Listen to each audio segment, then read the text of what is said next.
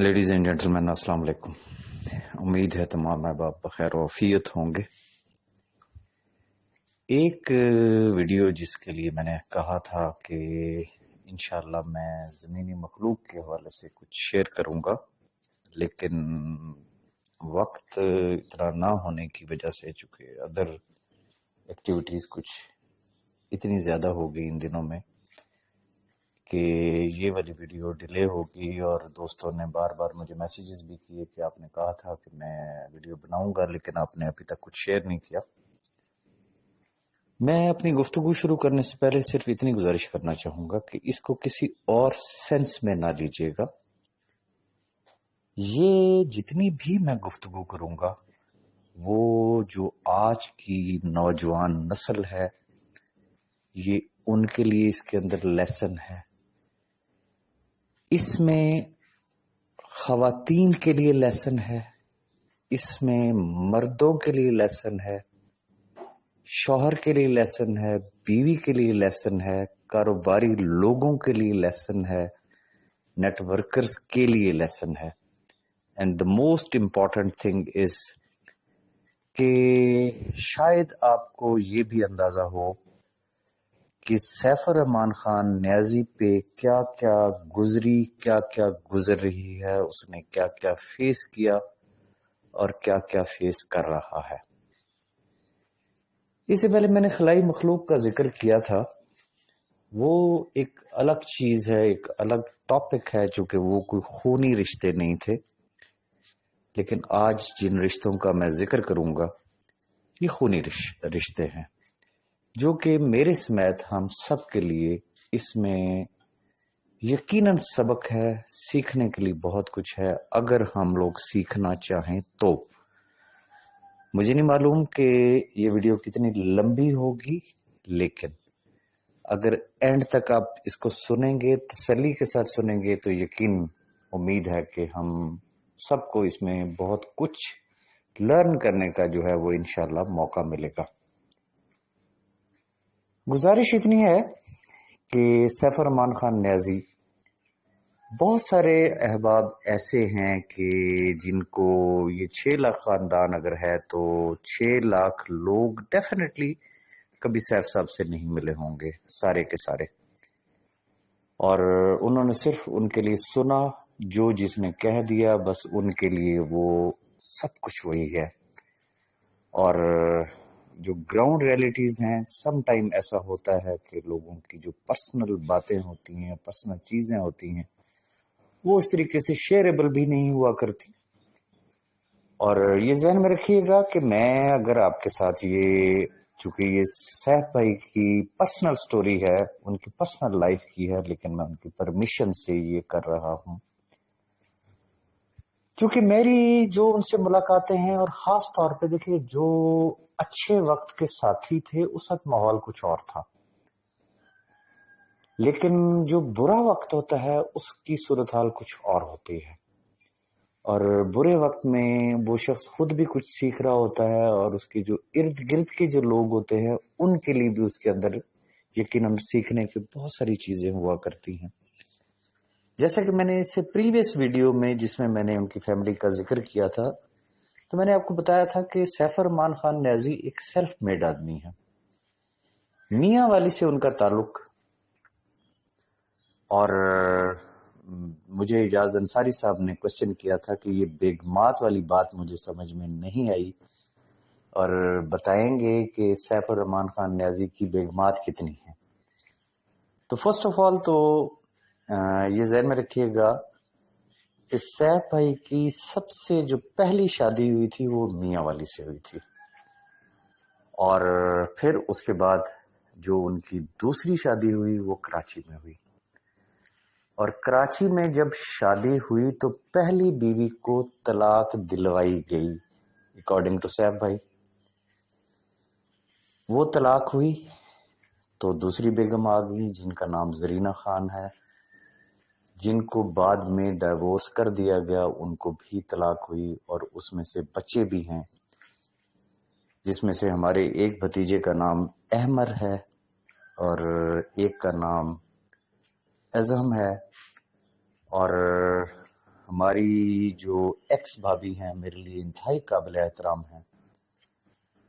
انہوں نے ان بچوں کا نام رکھا شیراں دی جوڑی. شیروں کی جوڑی ماشاءاللہ، اللہ پاک ان کو زندگی دے اور زندگی کے ساتھ ساتھ رب تعالیٰ ان کو بھی ہدایت دے. جب وہ شادی ہوئی تو اس کے بعد سیف بھائی کو موقع ملا اٹلی جانے کا. وہ اپنی اس بیگم کے ساتھ اور 2 بچوں کے ساتھ اٹلی گئے. پرانی بات ہے، اس وقت وہ ڈاکومنٹیشن وغیرہ اس طریقے سے نہیں ہوتی تھی. قصہ مختصر یہ کہ بچے واپس آ گئے اور سیف بھائی واپس نہ آئے، اور انہوں نے جس طریقے سے دیار غیر میں جو احباب بیرون ملک ہوتے ہیں رہتے ہیں، اس وقت بھی ان کو آئیڈیا ہے کہ جو ہمیں نظر آ رہا ہوتا ہے نا یہاں پہ فلاں بندہ جی فلاں ملک میں گیا ہوا ہے، وہ جتنا وہاں پہ جس چکی میں پس رہا ہوتا ہے وہ جیسی لائف گزار رہا ہوتا ہے. اور خاص طور پہ جو سنگل لوگ ہوتے ہیں، جو محنت مزدوری کرنے والا لیبر طبقہ جو ہوتا ہے، وہ میری اس بات کو بخوبی سمجھ سکتا ہے کہ کن حالات میں سیف بھائی اٹلی میں رہے ہوں گے، جبکہ ان کی ڈاکومنٹیشن بھی کمپلیٹ نہیں تھی. میں نے پریویس ویڈیو میں بھی ذکر کیا تھا کہ وہاں انہوں نے محنت مزدوری کی اور ایون کہ انہوں نے گھروں میں پیپرز ڈالتے تھے. 10-10 12-12 گھنٹے کی وہ ڈیوٹی کیا کرتے تھے. موسم جس طریقے سے انہوں نے مجھے بتایا تو انہوں نے کہا کہ جی -12 ٹیمپریچر میں بھی وہ اپنی ڈیوٹی پرفارم کرتے تھے. اور کس طریقے سے کرتے تھے؟ جوتے ان کے پھٹے ہوئے ہوتے تھے، کپڑے ان کے پاس پراپر نہیں ہوتے تھے، اپنے جسم پہ پیروں پہ شاپر چڑھا کے وہ شخص محنت مزدوری کرتا تھا. اور جو وہ محنت مزدوری کرتا تھا اکارڈنگ ٹو ہم کہ وہاں پہ افورڈیبلٹی یہ نہیں تھی کہ وہ جس جگہ بھی وہ رہتے تھے اس ڈیرے پہ، چونکہ اس ماحول کو ڈیرا ہی کہا جاتا ہے if I'm not wrong، تو جو مل کے وہاں پہ لوگ رہتے تھے تو وہ ایون کہ ان کے ساتھ اپنے کھانے کے پیسے بھی شیئر نہیں کر سکتے تھے. ان کے لیے افورڈیبلٹی نہیں ہوتی تھی. کیوں نہیں ہوتی تھی؟ ان بچوں کی وجہ سے، اس بیگم کی وجہ سے. ریزن کہ وہ ایک ذمہ دار شوہر تھے، وہ وہاں پہ محنت مزدوری کرتے تھے، اور ان کا کھانا پینا کیا ہوتا تھا میں ان کی سٹوری سن کے حیران ہوا. بقول ان کے کہ وہاں پہ ایک پاستا ملتا تھا جو شاید کوئی 30 سینٹ کا تھا. ان کی خوراک صرف یہ ہوتی تھی کہ وہ اس کو بوائل کرتے تھے، اس کے اوپر کو تھوڑی سی چینی ڈالی اور بس وہ کھا لیا. اس کے علاوہ ان کی کوئی خوراک نہیں ہوتی تھی. 200 400 500 یورو جو بھی ان کی محنت مزدوری وہ وہاں پہ جو کمایا کرتے تھے وہ اپنے بچوں کو کراچی بھیجا کرتے تھے. یہ بچے اس طریقے سے پلے. اب آپ اندازہ کریں کہ والد سے دوری، والد کس کے لیے محنت کر رہا ہے. غور طلب بات یہ ہے، قطع نظر اس کے کہ آج ان کے تعلقات کیسے ہیں کیسے نہیں ہیں، اسی میں ہی ہمارے لیے سبق ہے کہ والد جو ہے وہ کن کے لیے خجل خوار ہو رہا ہے. انہی بچوں کے لیے، اس بیگم کے لیے جو وہ وہاں سے کماتا ہے وہ بھیج رہا ہے کہاں؟ کراچی. اور وہ بچے پل رہے ہیں کس کے زیر سایہ؟ ہماری ایکس بھابھی کے. اور اس طرح کے بے شمار کیسز ہمارے معاشرے میں ہوتے ہیں کہ والد ملک سے باہر ہوتا ہے، بچے ماں کے پاس ہوتے ہیں. اب ہوا کیا؟ چونکہ ان کے ایمز تھے، ایمبیشیس آدمی ہے، آپ کو پتا ہے صاحب بھائی کا. میں شارٹ کر کے آپ کو بتا رہا ہوں کہ پھر وہاں سے وہ اٹلی سے جب ملائیشیا گئے تو وہاں جا کے جب اس وقت انہوں نے اپنا کاروبار شروع کیا، اس وقت کیا ہوا؟ انہوں نے ہماری ایکس بھابھی سے بات کی، مشورہ کیا، اور ہماری بھابھی نے پاکستان میں کام شروع کر دیا. اب جو کو فاؤنڈر یو کین سی کہ اصل جو اس خلائی مخلوق کے آنے سے پہلے کی جو بینیفیشری تھی، یا بینیفیشری آج بھی اگر کہیں، اگر قانوناً شرعن اگر دیکھا جائے تو وہ بینیفیشری تو یہی لوگ ہی بنتے ہیں نا. اولاد ہے، بے شک ایکس وائف ہے، لیکن شرعن obviously وہ ان کی بینیفیشری ہیں. خیر، تو انہوں نے پاکستان میں کام شروع کیا، اور کس طریقے سے کام شروع کیا، جیسا کہ مجھے صاحب بھائی نے بتایا کہ کچھ ویب سائٹ پہ نہیں ہوتا تھا پاکستان میں. ہماری بھابھی نے گھر میں ایک رجسٹر رکھا ہوا تھا جہاں پہ لوگ آیا کرتے تھے پیسے جمع کرانے کے لیے اور اپنے پروفٹس وغیرہ لینے کے لیے، اور وہ رجسٹر مینٹین کرتی تھی. اور اس رجسٹر میں اپروکسیمیٹلی نانا کرتے ہوئے کوئی 15-16 کروڑ کی ٹرانزیکشنز ہوئیں. اور وہ پیسہ کس کے پاس تھا؟ بھابھی کے پاس تھا. پھر جب اللہ نے کرم کیا، پیسہ آنا شروع ہوا، تو پھر جتنی پراپرٹیز پرچیز ہو رہی تھیں پاکستان میں، وہ ہماری اسی بھابھی کے نام پہ تھی، جو کہ آج بھی ان کے نام پہ ہے، جس کی ایک بڑی لمبی فہرست ہے آج بھی. پھر خدا کا کرنا کیا ہوا کہ اب چونکہ شادیوں کے بارے میں اب آپ پوچھتے ہیں، تو صاحب بھائی نے ملائیشیا میں بھی ایک شادی کی.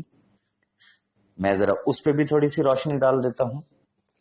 ملائیشیا میں انہوں نے شادی کی، اس کو پاکستان لے کے آئے، اور کوئی آبجیکشن میرے نوٹس میں نہیں ہے کہ بھابھی اور بچوں نے کسی بھی قسم کی کوئی آبجیکشن کی ہو. لیکن اس بھابھی کے ساتھ کلیشز کیا ہوئے، ملائیشیا والی بھابھی کے ساتھ، کیونکہ صاحب بھائی کا ایک مائنڈ بنا کہ یار ٹھیک ہے جو بھی ہے، میں نے اپنے وطن میں کام کرنا ہے. تو وہ پاکستان آئے، اور ان کی خواہش تھی کہ جو ان کی ملیشین بیگم ہے وہ بھی مائیگریٹ کریں اور وہ بھی پاکستان میں رہیں، اور وہ یہاں آئیں. جس وقت اسلام آباد کی پراپرٹیز پرچیز کی جا رہی تھیں، تو اس وقت ملیشین بیگم کے ساتھ ان کا پڑا ہو گیا، اور اس نے ایک ہی بات کی کہ یہ کیا ہو رہا ہے، آپ نے جو انویسٹمنٹ کرنی ہے وہ آپ کو ملائیشیا میں کرنی ہوگی، پاکستان میں نہیں کرنی ہوگی. وہ بھی آگے سے پھر نیازی صاحب تھے، جوش میں آئے، انہوں نے کہا جی یہ میرا ملک ہے، میرا وطن ہے، اگر یہاں انویسٹمنٹ نہیں ہوگی تو پھر کہیں اور نہیں ہوگی. وہاں سے رشتے میں دراڑ آئی، اختلافات پیدا ہوئے، اور پھر شاید وہ جو ہماری ملیشین بھابھی تھی، اس وقت انہوں نے سیف بھائی کے اگینسٹ لیڈرز کو بھڑکایا بھی صحیح انٹرنیشنلی، اور انہوں نے بھی وہاں سے بسم اللہ کی سیف بھائی کے خلاف پروپیگنڈا کرنے کے لیے. اور سیف بھائی کی غلطی کیا تھی کہ بجائے ملائیشیا میں انویسٹمنٹ کرنے کے انہوں نے ترجیح دی پاکستان کو کہ یہ میرا وطن ہے، اب جو بھی انویسٹمنٹ ہوگی وہ صرف اور صرف پاکستان میں ہوگی. خیر، اب ہوا کیا کہ شاید ایک مکافات عمل اس کو کہہ سکتے ہیں، کہ جس طریقے سے میاں والی سے اگر انہوں نے ایک شادی کی تھی، اور جب ہماری کراچی والی بھابھی کے ساتھ شادی ہو رہی تھی تو میاں والی جو ہماری جو فرسٹ بھابھی تھی، تو ان کو طلاق دلوائی گئی تھی. اور یہ شاید میری نظر میں شاید وہ مکافات عمل تھا کہ سیف بھائی نے پھر ایک اور شادی کرنا چاہی، جو کہ اس وقت ہماری بھابھی ہیں، موجودہ بھابھی رمیسا، ان کے ساتھ انہوں نے نکاح کیا. اور بس نکاح کرنے کی دیر تھی تو وہاں سے آ کے تو معاملات جو ہے وہ پیک پہ چلے گئے. حالانکہ صاحب بھائی لاہور میں رہتے تھے، اور بقول صاحب بھائی کی کہ ان کی شدید ترین خواہش تھی کہ ہماری وہ والی بھابھی اور بچے وہ بھی لاہور شفٹ ہوں، لیکن انہوں نے کہا جی ہم لاہور نہیں جائیں گے، ہمیں کراچی پسند ہے، ہم کراچی میں رہیں گے. اب جب رمیسا بھابھی کے ساتھ شادی ہو گئی تو پھر ہماری جو کراچی والی بھابھی تھی وہ ان کو ایکسیپٹ نہ کر سکی، جو کہ شاید آج دن تک انہوں نے نہیں کیا. اور پھر معاملات اس پیک پہ گئے کہ انہوں نے کہا کہ جی مجھے ڈائیورس چاہیے، اور فائنلی جسے کہتے ہیں کہ پھر صاحب بھائی کو ان کو ڈائیورس کرنا پڑا۔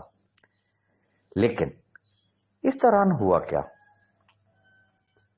بہت سارے مطالبات سامنے آئے بقول صاحب بھائی کے کہ میں نے گھر کو بچانے کی کوشش کی، چونکہ 2 بچے تھے اس میں سے، وہ نہیں چاہتے تھے کہ بچے تقسیم ہوں، بچوں کی پرسنالٹی پہ کسی بھی قسم کا کوئی فرق پڑے، ایون کہ کچھ سینئر لیڈرز کو بھی ان تک بھیجا گیا کہ وہ جائیں اور ان کے ساتھ جا کے بات چیت کریں۔ جیسے کہ میں نے آپ کو لاسٹ ویڈیو میں بھی بتایا، کچھ لوگ گئے وہاں پہ، پھر ان کے مطالبات سامنے آئے کہ جتنی پراپرٹی ان کے پاس آلریڈی ہے وہ بھی، اور چونکہ جب یہ اختلافات پیدا ہوئے تو جب صاحب بھائی نے دیکھا تو اس کے بعد انہوں نے ان کے نام پہ پراپرٹی لینا چھوڑ دی تھی۔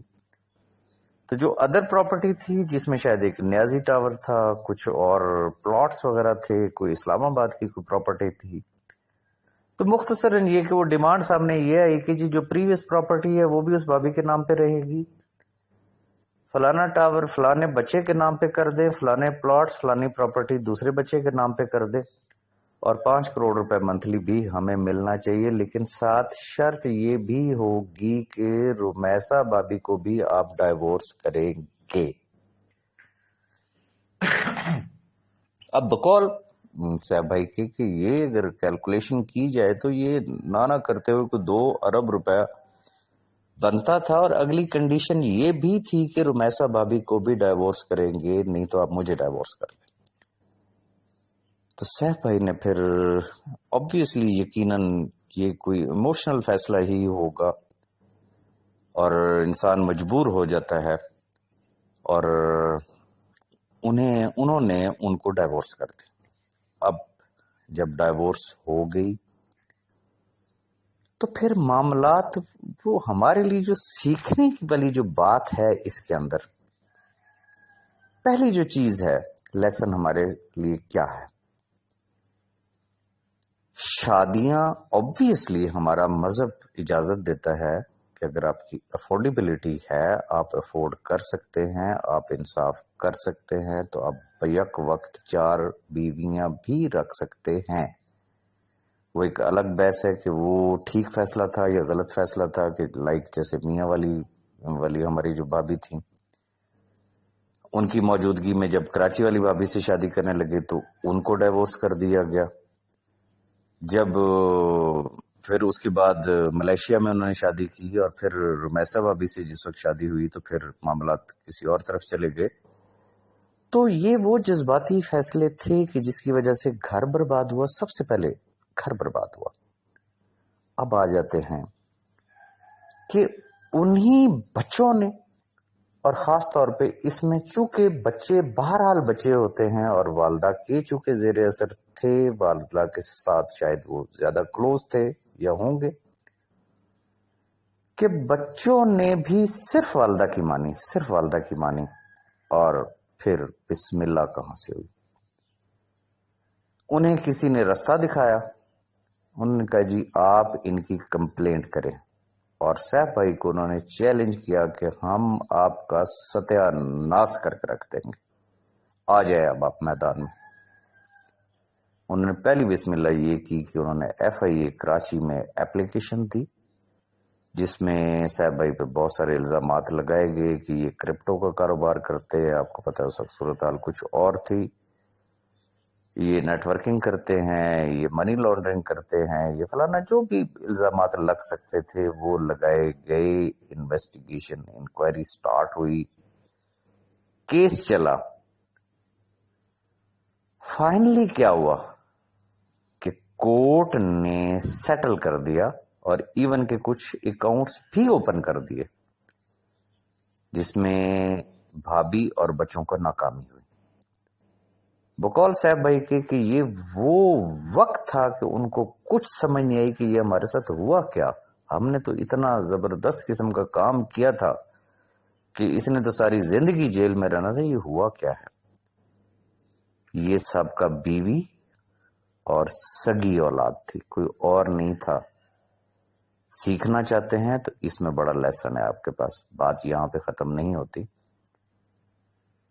پھر وہی بچے، وہی بھابھی، انہوں نے SECP سے رابطہ کیا، وہاں پہ انہوں نے کمپلینٹ کی، جہاں سے پھر چیزیں مزید جسے کہتے ہیں نا کہ وہ پرسیو ہوئیں، کرتے کرتے کرتے کرتے معاملات نیب تک پہنچ گئے، اور پھر اس کے بعد کی جتنی سٹوری ہے وہ آپ کے سامنے ہے۔ اب سوال یہ پیدا ہوتا ہے کہ ایک چھوٹا سا جذباتی فیصلہ، جذبات میں آ کے اس حد تک کرنا کہ بقول صاحب بھائی کے کہ کروڑوں روپے کی پراپرٹی آلریڈی ان کے نام تھی۔ آج بھی وہ بچے ماشاءاللہ جس گھر میں رہ رہے ہیں تو وہ نانا کرتے ہو کوئی 20 کروڑ روپے کا گھر ہے وہ۔ اور جو بات مجھے صاحب بھائی نے بتائی کہ ان کے بیٹوں کے پاس ایک سپورٹس کار ہے جو نانا کرتے ہوئے کم از کم کو 2-1 کروڑ روپے کی تو لازمی ہے، 2 فارچونر گاڑیاں ہیں، ماشاءاللہ بہترین بنگلہ ہے ان کے پاس، پراپرٹی اس کے علاوہ ہے، اور جتنے بینک اکاؤنٹس تھے ان کی سائن شدہ چیک بکس، ان کے اندر پیسے، سب کچھ، کسی چیز کی کوئی کمی نہیں تھی۔ یا تو انہوں نے اولاد کو کسی چیز کی کمی ہونے دی ہو، اس بیگم کو کسی چیز کی کوئی کمی ہونے دی ہو تو پھر بھی ماننے والی بات تھی، لیکن بہرحال یہ ایک جذباتی فیصلہ تھا۔ اینڈ ریزلٹ کیا ہوا آپ کے سامنے ہے، ہائی کورٹ میں کیس چلا، ہر طرف سے بھرپور زور لگایا گیا کہ کسی طریقے سے صاحب بھائی کی ضمانت جو ہے وہ ریجیکٹ ہونی چاہیے، ہائی کورٹ سے ریجیکٹ ہوئی، پھر سپریم کورٹ سے ریجیکٹ ہوئی، اور فائنلی صاحب بھائی کو نیب نے اریسٹ کر لیا، نیب کسٹڈی میں چلے گئے۔ اب یہاں پہ ایک سوال پیدا ہوتا ہے، ایک نہیں بلکہ 2 سوال پیدا ہوتے ہیں کہ اس عرصے کے دوران تھرو آؤٹ جیسے کہ میں نے گزارش کی کہ جب پاکستان میں بزنس سٹارٹ ہوا تو اس گھر میں رکھے ہوئے رجسٹر سے شروع ہوا، پراپرٹیز پرچیز ہوئیں تو اسی بھابھی کے نام پہ ہوئیں، آج اس بھابھی اور ایک بیٹے کا نام ریفرنس میں ہے، اسی ریفرنس میں جس میں انہوں نے پھنسانا چاہا تھا کس کو؟ سیف الرحمان خان نیازی کو، کس کو؟ اپنے سابقہ شوہر کو، اپنے بچوں کے باپ کو۔ پھنسانے والے کون؟ سگی اولاد، سگی اولاد، سگی اولاد۔ ہم ہمیشہ کہتے ہیں کہ یار کیسا زمانہ آ گیا، گزارش یہ ہے دس از فیکٹ کہ جنت ماں کے قدموں میں ہے، لیکن احادیث میں ہے کہ باپ جو ہوتا ہے وہ اسی جنت کا دروازہ ہوا کرتا ہے۔ باپ کی بددعا جو ہے وہ انسان کو کہیں کا نہیں رہنے دیتی، کہیں کا نہیں رہنے دیتی۔ سوال یہ پیدا ہوتا ہے کہ اس ماں نے کیا تربیت دی اس اولاد کو؟ آج پورا پاکستان، میں یقین سے کہہ سکتا ہوں کہ وہ بچے کسی محفل میں بھی بیٹھتے ہوں گے، لوگ ان کے منہ پہ کچھ نہ کہیں لیکن دل میں ضرور کہتے ہوں گے کہ یہ کیسی اولاد ہے یار، اپنے سگے باپ کے ساتھ انہوں نے یہ کام کر دیا۔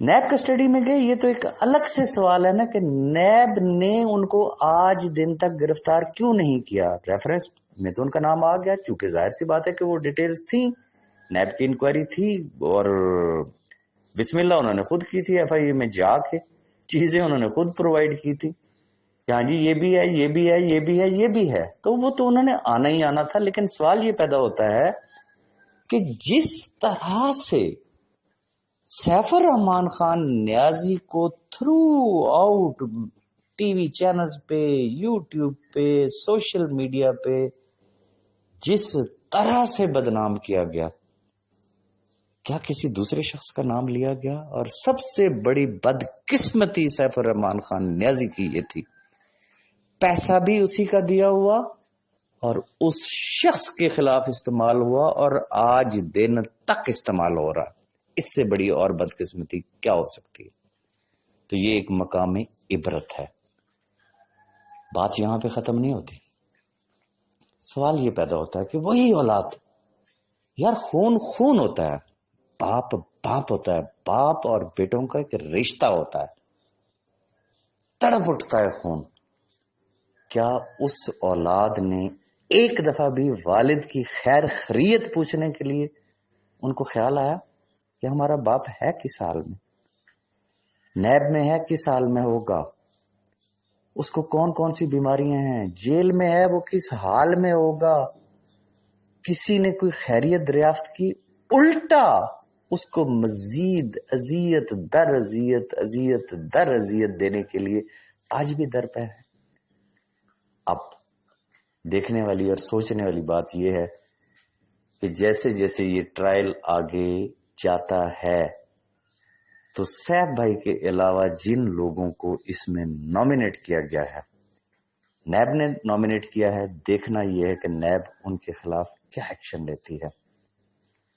گزارش صرف اتنی کروں گا کہ جب میں سوچتا ہوں مجھے پتہ نہیں یہ بات کرنی چاہیے یا نہیں کرنی چاہیے، میرا چونکہ سیف الرحمان خان نیازی کے ساتھ کوئی نیٹ ورکروں والا تعلق نہیں ہے، کوئی وہ والا تعلق نہیں ہے، دنیا کو پتہ ہے کہ میرا بی فار یو میں اس طریقے کا کوئی لین دین کوئی سلسلہ نہیں ہے. اب سب سے آخر میں آنے والا ہوں، میں نے صرف اس کو بھائی کہا اور انشاءاللہ مرتے دم تک وہ میرا بھائی رہے گا. اور الحمدللہ ہمارا چونکہ ایک بھائیوں والا تعلق ہے، میں یقین سے کہہ سکتا ہوں کہ جس طریقے سے ایک شخص اپنے سگے بھائی کے ساتھ اپنے دل کا حال بیان کرتا ہے تو وہ شخص میرے ساتھ کرتا ہے. جب بھی کبھی ہمیں موقع ملا، جب میں ملاقات کے لیے گیا، میں ایک واقعہ آپ کے ساتھ شیئر کرنا چاہوں گا کہ 2 نام انہوں نے مجھے لیے. میں ان احباب کو نہ جانتا ہوں، نہ میں ان سے کبھی ملا ہوں. کوئی حمید آفریدی صاحب ہیں اور ان کے ساتھ کوئی تسبیح اللہ صاحب تھے، اگر میں غلط نہ ہوں تو. صاحب بھائی کے آنکھوں میں آنسو تھے اور انہوں نے مجھے کہا راجہ ریاض، تسبیح اللہ یہاں بیٹھ کے رو رو کے گیا ہے. انہوں نے کہا سر مجھ سے نہیں دیکھا جاتا، مجھے یہاں پہ بٹھا لے، میں آپ کی جگہ قید کاٹنے کے لیے تیار ہوں، میں آپ کی جگہ ہر سزا برداشت کرنے کے لیے تیار ہوں، لیکن آپ باہر نکل جائیں. کہتے یار میری اولاد کو تو یہ توفیق نہیں ہوئی. وہ باپ جس نے اپنے پیٹ پہ پتھر باندھا، دیار غیر میں رہتے ہوئے، میں نے آپ کو آلریڈی بتایا کہ جو اس نے محنت مزدوری کی، اس نے اپنی اس بیگم اور اس بچوں کو پالا. ان بچوں کے لیے جب اللہ نے اس کے اوپر کرم کیا، اس نے دولت کی بارش کر دی ان کے اوپر، ان کو کسی چیز کی کوئی کمی نہیں. آج کے اس دور میں 2 فارچونر گاڑیاں اور سپورٹس کار میں بچے گھومیں، 20 کروڑ سے زائد کا سمجھنے کے گھر میں ماشاءاللہ رہتے ہوں اور لگژریس گھر میں رہتے ہوں، لیکن باپ جیل میں تڑپ رہا ہو. یہ وہ لمحات تھے کہ جب سیف بھائی نے مجھے ایک ایسی بات بتائی کہ مجھ سے بھی نہیں رہا گیا، تو پھر ہم دونوں بھائیوں کے آنسو ٹپ ٹپ کر رہے تھے. اور یہ وہ لمحات تھے. آپ نے سیف الرحمان خان نیازی کو ایک بڑا ہی اسٹرانگ آدمی دیکھا، بہت اسٹرانگ آدمی دیکھا. خدا کی قسم کھا کے کہہ رہا ہوں، میرے کانوں میں اس وقت بھی اس کی وہ ہچکیاں گونج رہی ہیں جن ہچکیوں کے ساتھ وہ شخص رویا.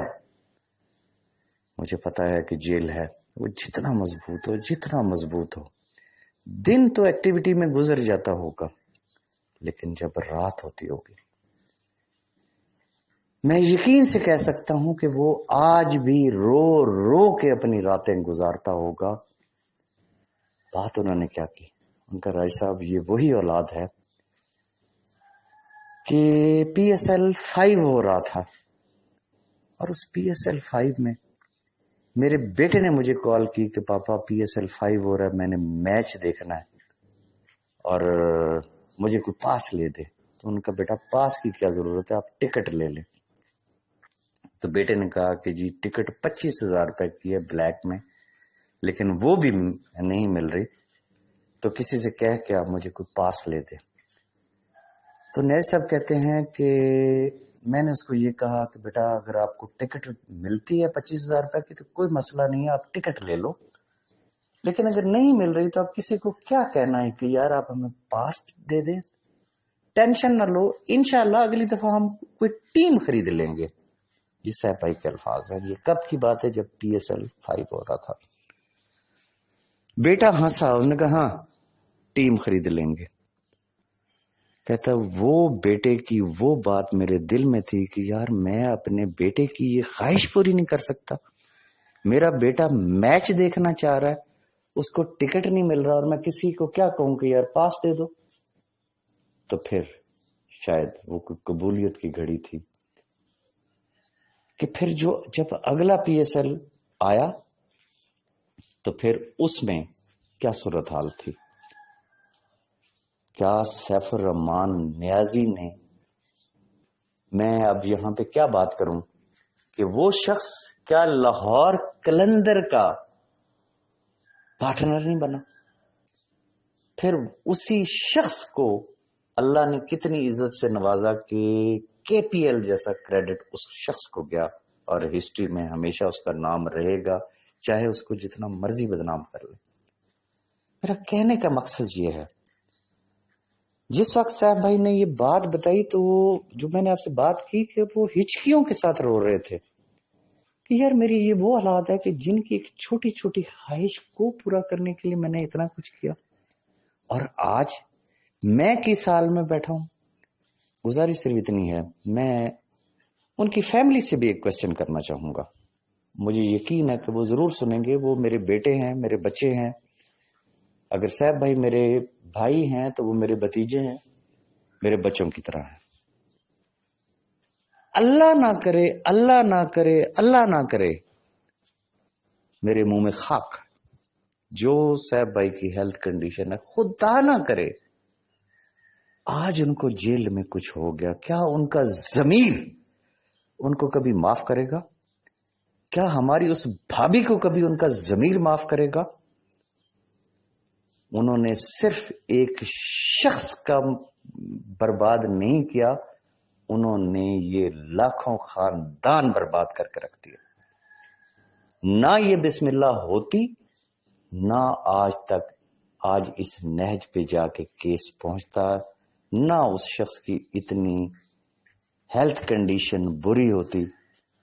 اب شوگر اس شخص کو ہے، ہائی بلڈ پریشر ان کو ہے، وائٹ بلڈ سیلز ان کے پورے نہیں ہو رہے ہیں، ہیپاٹائٹس ان کو ہے۔ میں سمجھتا ہوں کہ یہ تو لاکھوں خاندانوں کی، مظلوموں کی دعائیں اس شخص کے ساتھ ہیں، ادروائز کیا اس کو مارنے میں کوئی کسر رکھی گئی؟ میرا سوال صرف اتنا ہے کہ اللہ نہ کرے کل کو کچھ ہو گیا تو یہ یاد رکھیے گا بیٹا، یہ مکافات عمل ہے، کہتے ہیں اس ہاتھ دے اس ہاتھ لے۔ جو کچھ آج آپ لوگ اپنے باپ کے ساتھ کر رہے ہیں، ہو سکتا ہے آپ کی اولاد آپ کے ساتھ اس سے بھی 10 گنا زائد آپ کے ساتھ کرے گی۔ کیا ملا آپ کو؟ اب بھی وقت ہے، ذرا سوچیں، غور کریں۔ ہماری بھابھی کو بھی سوچنا چاہیے کہ انہوں نے کیا کیا۔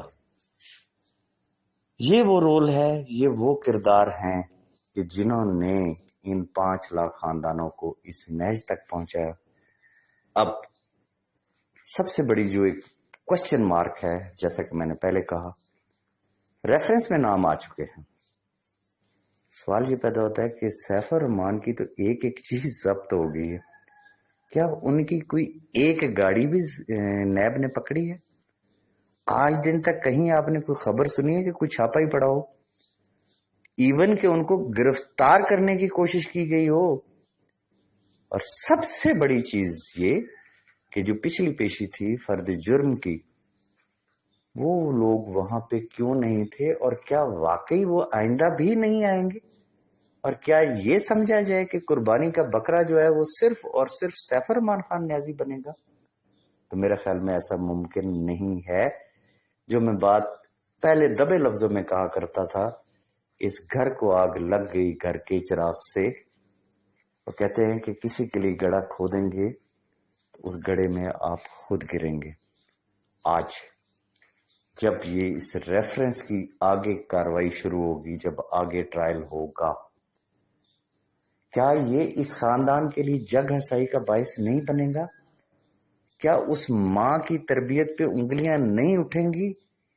کیا اس جوان اولاد کو ان کے دوست، یہ سوسائٹی، یہ معاشرہ کیا ان سے سوال نہیں کرے گا کہ آپ نے اپنے باپ کے ساتھ کیا سلوک کیا؟ اور سب سے بڑی چیز کہ آپ کی اس غلطی کا خمیازہ کون بھگت رہا ہے؟ یہ 6 لاکھ خاندان۔ تو یہ وہ چیزیں تھیں جو میں آپ کے ساتھ شیئر کرنا چاہ رہا تھا۔ سیکھیں، سبق سیکھیں۔ نیٹ ورکرز کا بھی یہی حال ہوتا ہے کہ جب ان کے پاس مصروف ہوں تو ان کے پاس وقت نہیں ہوتا اپنی اولاد کے لیے۔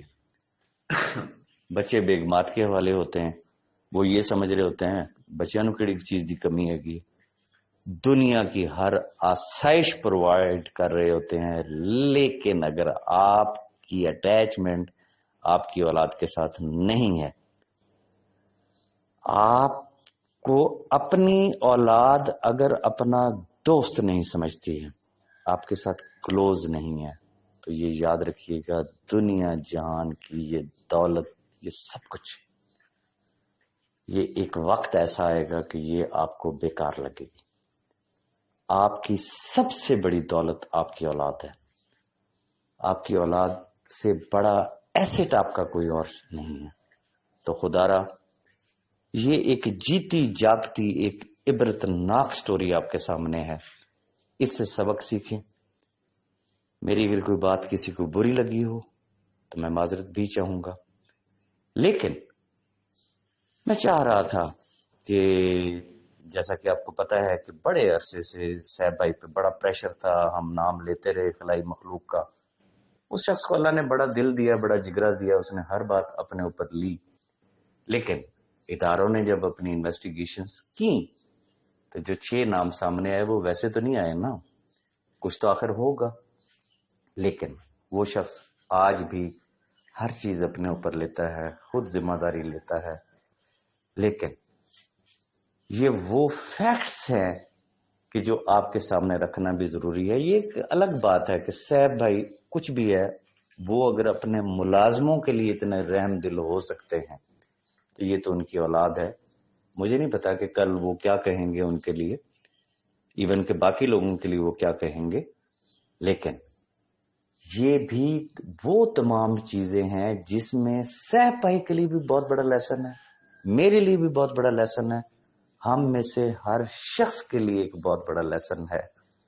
اور سب سے امپورٹنٹ چیز یہ ہے کہ کوشش یہ کی جائے کہ کوئی ایسا کام نہ ہو کہ جس پہ رب کی ناراضگی ہو جائے، رب کہیں پہ ناراض ہو جائے، نہیں تو خاندان کے خاندان جو ہے وہ برباد ہو جاتے ہیں۔ میری کوئی بات بری لگی ہو تو میں معذرت چاہوں گا۔ ویڈیو یقیناً کافی طویل ہے، لیکن یہ سٹوری شیئر کرنا بھی بہت ضروری تھی۔ دعا میں یاد رکھیے گا۔ اللہ حافظ۔